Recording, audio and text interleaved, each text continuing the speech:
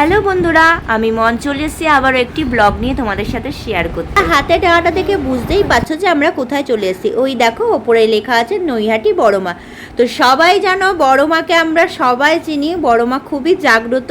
অনেক দিনের আসার ইচ্ছা ছিল আমার বড়মার কাছে, অবশেষে সেই সময়টা এবং দিনটা চলে এসছে।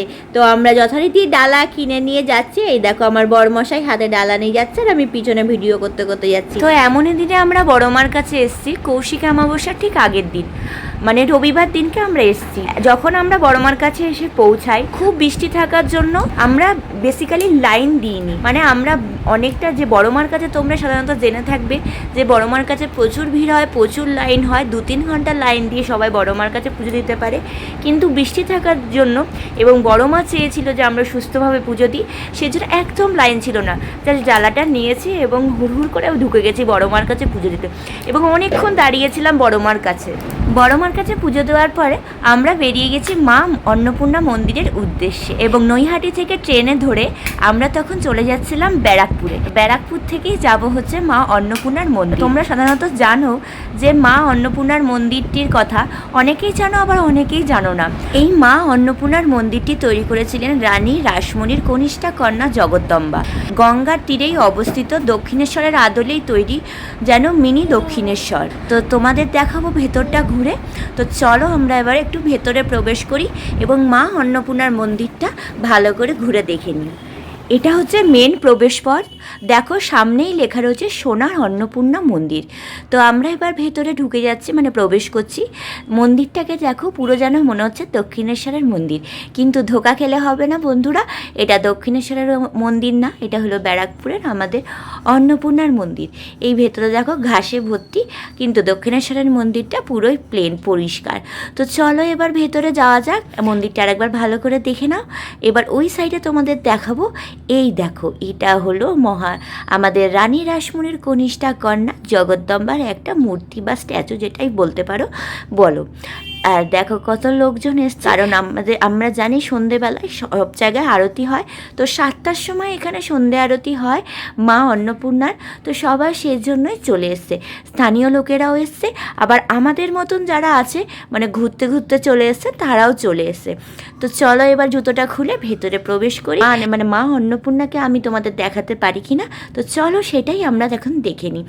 একটু পিছনটা দেখিয়ে নিচ্ছি। পিছনটা দেখো, পিছনটাও এরকম জঙ্গল হয়ে গেছে। ওই যে মন্দিরগুলো দেখছো ছোটো ছোটো, ওগুলো হচ্ছে শিব মন্দির। আমরা জানি দক্ষিণেশ্বরেও এরকম শিব মন্দির আছে, 12খানা শিব মন্দির আছে, 12খানা জ্যোতির্লিঙ্গর নাম অনুসারে। এইবার চলো আমি তোমাদের মা অন্নপূর্ণার দর্শনটা করিয়ে আনি। তো সবাই মঙ্গল কামনা করে আমি মা অন্নপূর্ণার কাছে বলেছিলাম যে আমরা যারা বন্ধুরা কাজ করছি একসাথে, সবাই যেন আমরা একসাথে সফলতা পেয়ে যাই। তো মা তুমি সবাইকে দেখো, সবাইকে ভালো রেখো এবং সবাইকে সুস্থ রেখো। এই দেখো মাকে দেখাচ্ছি, যেহেতু কনস্টেবলের গেট আটকানো, সেজন্য গেটের ফাঁকা দিয়ে যেটুকু দেখাতে পারি তোমাদের দেখালাম। মা অন্নপূর্ণার পাশেই রয়েছেন বাবা মহেশ্বর। দেখো তোমাদের একটু জুম করেও দেখিয়ে দিলাম। তো এখন আমরা চলে এসেছি দেখো গঙ্গায়, গঙ্গার উদ্দেশ্যে। মানে ওখান মন্দিরে, যেহেতু আমি তোমাদের প্রথমে ঢুকতে বললাম, অন্নপূর্ণা মন্দিরটিকেও কিন্তু গঙ্গার পাড়েই অবস্থিত। তো গঙ্গা একদম লাগোয়া। তো মন্দির থেকে বেরিয়ে হচ্ছে চলে এসেছি আমাদের গঙ্গার। কি সুন্দর পরিবেশ, গঙ্গার পরিবেশ। তখন গঙ্গায় ভাটা চলছে, অনেক দিন পরে গঙ্গায় এসেছি। তো আমরা একটু দুজনেই বসলাম গঙ্গার মনোরম পরিবেশ উপভোগ করতে। তো দেখো দূর থেকে দেখা যাচ্ছে একটা কত বড় প্রজেক্ট চলছে। তো সেটাই জুম করে তোমাদের একটু দেখালাম। আর সরি বন্ধুরা, আমার গলার ভয়েসটা একদমই খারাপ হয়ে গেছে। তোমরা নিশ্চয়ই বুঝতে পারছো আমার রেকর্ডিং করতে কতটা অসুবিধা হচ্ছে। গলার খারাপ অবস্থা বলে থেমে থাকলে তো চলবে না, থেমে থাকলে ফেসবুক শুনবে না, ইউটিউবও শুনবে না, সেই জন্য ভিডিওটা বানিয়েই ফেললাম। তোমরা অনেকেই নিশ্চয়ই ভাবছো হঠাৎ করে আমি এই ঘটি গরম কাকুটাকে তোমাদের কেন দেখাচ্ছি। এই ঘটি গরম কাকুটাকে দেখো, এই ঘটি গরম কাকুটা একমাত্র গঙ্গায় ব্যক্তি যে কিনা তার বিজনেসটা খুব বহাল তবিয়া করে যাচ্ছে।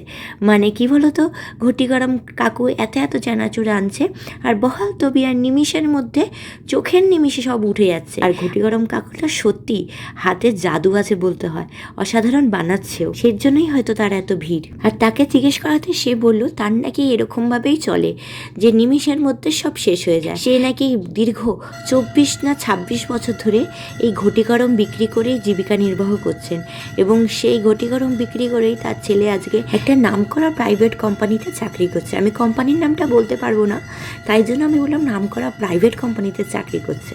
শুধু ছেলে না, বউ তার যথারীতি ভালো একটা নামকরা প্রাইভেট কোম্পানিতে চাকরি করে। মাগান্নপূর্ণার সন্ধ্যারতি দেখাতে দেখাতে আজকের মতো বিদায় নিচ্ছে বন্ধুরা।